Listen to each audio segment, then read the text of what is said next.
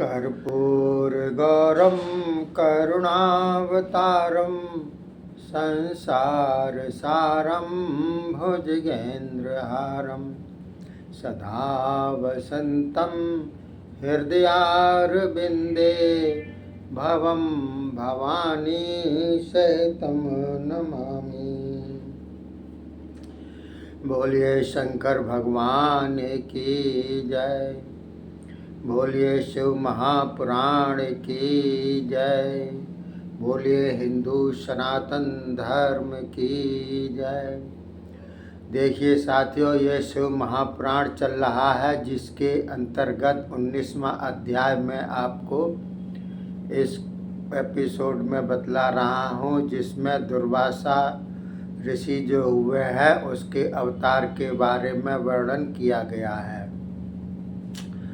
तो नंदीश्वर जी बोले, हे सनत कुमार जी, अब हम आपको धर्म के निमित्त प्रकट होने वाले दुर्वासा अवतार को सुनाने लगे हैं। ब्रह्मा जी के पुत्र अत्रि हुए। ये अपने पिता की आज्ञा मानने वाले तपस्वी, ब्रह्म एवं बुद्धिमान थे। अनसुया नाम की इन्हीं की धर्म पत्नी थी। पुत्र की इच्छा से अपने पिता ब्रह्मा जी की आज्ञा मानकर पत्नी को साथ लेकर ये त्रियक्ष नामी पर्वत पर तप करने गए। विंध्याचल के समीप नदी के तट पर अपना आसन जमाया। तब आपने मन में दृढ़ विश्वास किया कि कोई न कोई ऐसी महान शक्ति है, वह ईश्वर है, उसके द्वारा मुझे अवश्य ही पुत्र की प्राप्ति होगी। ऐसा निश्चय करके निर्विकार चित्त नियमानुसार प्राणवायु रोककर एकाग्र चित्त हो 100 वर्ष पर्यंत तक तप करते रहे। इस प्रकार जब तप करते करते बहुत सा समय बीता, तब अत्रि के सिर से बड़ी भयंकर अग्नि की ज्वाला निकलने लगी, जो कि समस्त ब्रह्मांड, ऋषि मुनि इंद्र आदि देवताओं को पीड़ित करने लगी। तब सभी देवता ब्रह्मा जी के पास पहुँचे, प्रणाम करके अपना अपना दुख कह सुनाया। तब ब्रह्मा जी भी सभी देवताओं को अपने साथ लेकर विष्णु लोक में पहुँचे। वहाँ लक्ष्मी नाथ को प्रणाम करके ब्रह्मा जी ने देवताओं के साथ सभी दुख का वृत्तांत कह सुनाया। तब ब्रह्मा एवं सभी देवताओं को साथ लेकर विष्णु शंकर के पास पहुँचे। उन्हें प्रणाम आदि करके स्तुति करते हुए विष्णु जी ने अत्रि ऋषि की तपस्या तथा उसके सिर की ज्वाला द्वारा जगत की पीड़ा का संपूर्ण वृत्तांत कह सुनाया। तब भगवान शंकर विष्णु एवं ब्रह्मा जी के साथ सम्मति करके ब्रह्मा विष्णु के साथ ही अत्रि के आश्रम पर जगत के कल्याण के हेतु पहुँचे। इधर अत्रि जी ने ब्रह्मा विष्णु महादेव इन तीनों का दर्शन कर प्रणाम तथा स्तुति की। फिर आनंद चित्त हो नम्रता से बोले, प्रभुवर, आप तीनों ही सामर्थ्यवान हो, जगत की उत्पत्ति स्थिति संहार करने वाले, तीनों त्रिलोकी में पूज्य हो। मैंने तो संपूर्ण जगत के ईश्वर शंकर से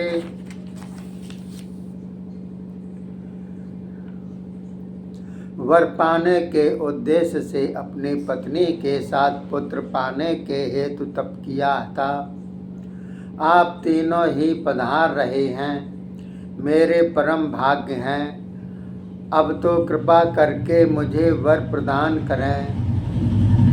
नंदीश्वर बोले। इस प्रकार अत्रि के वचन सुनकर तीनों देवता बोले, मुनिवर, तुम्हारी मनोकामना पूर्ण होगी।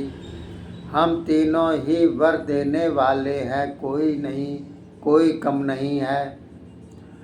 तुमको 3 पुत्र प्राप्त होंगे जो विश्व में तुम्हारी कीर्ति का विस्तार करेंगे।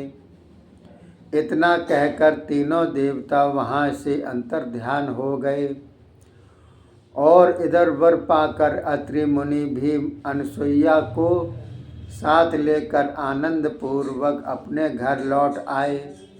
कुछ समय जब व्यतीत हुआ तब अनसुईया के गर्भ में ब्रह्मा जी के अंश से चंद्रमा, विष्णु के अंश से दत्तात्रेय तथा महादेव जी के अंश से दुर्वासा, जो कि उत्तम धर्म चलाने वाले प्रकट हुए। यह वह दुर्वासा थे जिन्होंने सूर्यवंशी राजा अम्बरीश की परीक्षा ली थी। जो अम्बरीश सातों द्वीप के महाराज थे। एक समय की बात है कि अम्बरीश महाराज ने एकादशी का व्रत धारण किया था। द्वादशी में पारण करने का उनका नियम था। इसी नियम की परीक्षा लेने के लिए अपने शिष्यों के साथ दुर्वासा जी अम्बरीश के निकट आए। अम्बरीश ने उन्हें भोजन के लिए निमंत्रित किया। वह द्वादशी का पारण समय था।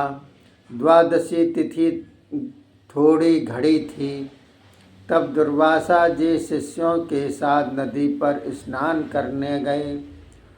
उन्हें आने में देर हो गई। इधर पारण काल गुजरने को था। राजा ने विचार किया, बिना ब्राह्मण भोजन कराए मैं पारण नहीं कर सकता।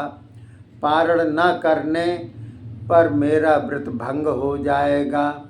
अब क्या किया जाए? तब धर्मशास्त्रों में केवल जलपान से भी पारण हो जाता है। इसी विधि के अनुसार महाराज ने तुलसी पत्र के साथ जलपान कर लिया। फिर दुर्वासा की बाट जोहने लगे। तब कुछ समय के बाद अपने नित्य कर्मों से निवृत्त होकर दुर्वासा जी भी आ पहुँचे। उन्होंने समझ लिया कि राजा ने जलपान कर लिया है। तब उसके धर्म की परीक्षा के विचार से क्रोध में आकर बोले, अरे अधम राजा, मुझे निमंत्रित करके मुझसे प्रथम ही तूने जलपान कर लिया। यह तुमने पाप किया है। मैं तो पापियों को दंड देने वाला क्रोध रूप हूँ। ठहर, इसका तुझे मैं अभी फल देता हूँ। इतना कहकर दुर्वासा अम्बरीश को अपने क्रोधाग्नि में भस्म करने के लिए चाहने लगे। तब भक्तवर अम्बरीश की देह में अम्बरीश की रक्षा के हेतु सुदर्शन चक्र प्रकट हुआ। सुदर्शन चक्र को यह मालूम नहीं था कि दुर्वासा सदाशिव के अवतार हैं, किंतु दुर्वासा को ही भस्म करने के हेतु शिव माया से मोहित होकर अपना प्रकाश डालने लगा। तब आकाशवाणी बोली, अम्बरीश दुर्वासा जी तो महादेव जी के अवतार हैं। महादेव जी ने ही तो विष्णु जी के प्रति यह सुदर्शन चक्र प्रदान किया है। दुर्वासा जी तो तुम्हारी परीक्षा ले रहे हैं। यह देख रहे हैं कि अम्बरीश कितनी धर्म में प्रीति रखता है। इसी कारण अपने सुदर्शन को शांत करके इनकी शरण प्राप्त करो, जिससे कि तुम्हारा कल्याण हो। यह आकाशवाणी सुनकर अम्बरीश ने दुर्वासा को प्रणाम किया। फिर सुदर्शन चक्र की स्तुति करने लगा। हे श्री विष्णु भगवान के प्रिय आयुध सुदर्शन चक्र, आपको मेरा प्रणाम है। अब प्रार्थना यह है कि यदि मुझ में कुछ धर्म हुआ हो, मेरे द्वारा ब्राह्मणों का सत्कार हुआ हो और मेरे कुल में मेरे पूर्व पुरुष ब्राह्मणों का कुछ सत्कार करते रहे हों, देवता तथा ब्राह्मणों की उनमें कुछ भक्ति रही हो, एवं भगवान विष्णु मुझ पर कुछ प्रसन्न हुए हों, एवं और भी मेरे पुण्यों का कुछ प्रभाव शेष हो, तो आप प्रसन्न होकर शांत हो जाएं। नंदीश्वर बोले, इस प्रकार अम्बरीश की प्रार्थना करने पर सुदर्शन चक्र जान गए कि दुर्वासा जी महादेव जी के अवतार हैं। तब तो झटपट शांत हो गए। उसके बाद अम्बरीश ने प्रसन्न होकर दुर्वासा जी को प्रणाम किया एवं स्तुति करके बड़ी श्रद्धा के साथ उन्हें भोजन कराया। तब दुर्वासा जी भी अम्बरीश से सत्कार पाकर वहाँ से विदा हुए। नंदीश्वर जी बोले, महेश, यह मैंने अम्बरीश राजा के धर्म की परीक्षा वाले दुर्वासा जी का पुण्यमय चरित्र कह सुनाया है। अब मैं यह चरित्र सुनाता हूँ जिसमें दुर्वासा जी ने श्री रामचंद्र जी की परीक्षा ली थी। सुनिए। श्री विष्णु जी के अवतार श्री राम जी ने दुर्वासा जी से प्रण करके कहा था कि मेरी और आपकी बातों के होने तक यहाँ कोई नहीं आ सकेगा। तब श्री रामचंद्र जी के प्रण को मिथ्या करने के हेतु दुर्वासा ने आग्रह के साथ नम्र निवेदन करके लक्ष्मण जी को वहाँ पर उपस्थित कर दिया।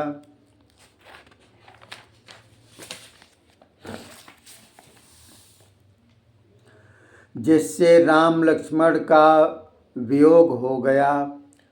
तब श्री रामचंद्र जी को दृढ़ संकल्प जान कर अत्यंत प्रसन्न होकर दुर्वासा जी ने भी वर दिया।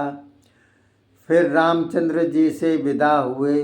इस प्रकार की कथा तो लोक प्रसिद्ध है, इसी कारण यहाँ संक्षेप से कही है। अब और भी चरित्र सुनिए। यही दुर्वासा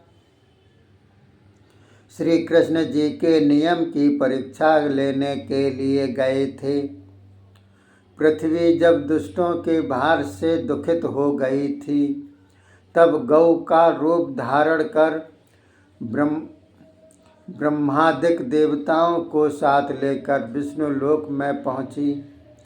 तब विष्णु जी ने उनकी प्रार्थना से पृथ्वी पर श्री वसुदेव जी की पत्नी देवकी के गर्भ से श्री कृष्ण से अवतार लिया।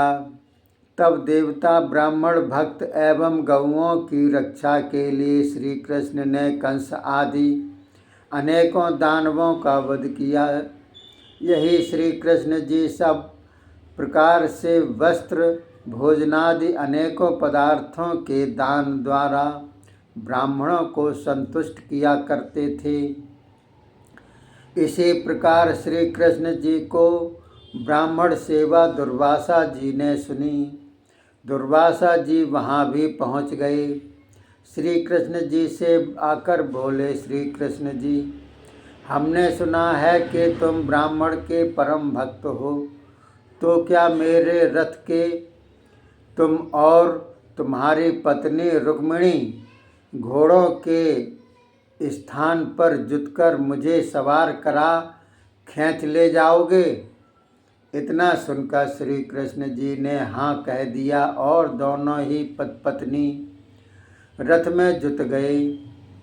दुर्वासा जी रथ पर सवार होकर उतर आए और बोले, धन्य हो श्री कृष्ण, तुम पूरे ब्राह्मण भक्त हो, मैं तुम पर प्रसन्न हूँ।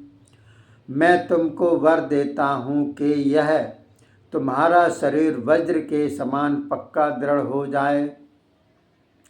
इस प्रकार वर देकर दुर्वासा वहाँ से विदा हुए। और सुनिए, एक समय की बात है, दुर्वासा जी गंगा स्नान कर रहे थे। तब अपने आप को नग्न जान कुछ लज्जित हुए। तब उन्हें लज्जित जानकर द्रौपदी ने उन्हें अपनी साड़ी दे दी। उसे पहनकर दुर्वासा प्रसन्न हुए और बोले, द्रौपदी, मैं तुम पर प्रसन्न हूँ। तेरी इस साड़ी के दान से तुम विशेष साड़ी पाओगी। किसी समय तुम्हारी साड़ी खींची जाने पर भी वह नहीं घटेगी। 10 गज की साड़ी उतर नहीं सकेगी, बढ़ती जाएगी। एक समय इन्हीं दुर्वासा जी ने ही राजा हंस डिम्ब, जो कि महाअभिमानी एवं दुष्ट था, उसे विष्णु जी की आज्ञा सुनाकर उसका विनाश किया था। श्री नंदीश्वर जी बोले, शास्त्रों की क्रिया के क्रम के अनुसार संन्यास मार्ग की मर्यादा स्थापन करने वाले दुर्वासा ऋषि जी हैं।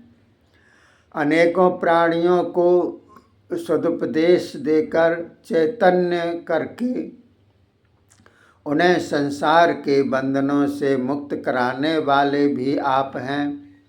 इन्होंने अनेकों चरित्र करके नर नारियों को मुक्त कराया है। इनके चरित्र सुख और समृद्धि देने वाले हैं। इनके चरित्र सुनने वाले इस लोक के अनंत सुख पाकर परलोक के सुख भी प्राप्त करेंगे। बोलिए शंकर भगवान की जय। बोलिए शिव महापुराण की जय। बोलिए हिंदू सनातन धर्म की जय। देखिए साथियों, ये समाप्त होता है। अगला 20वां अध्याय है, जिसके अंतर्गत श्री हनुमान अवतार एवं उनके चरित्र के बारे में दिया जाएगा। तब तक के लिए धन्यवाद। जय हिंद, जय भारत।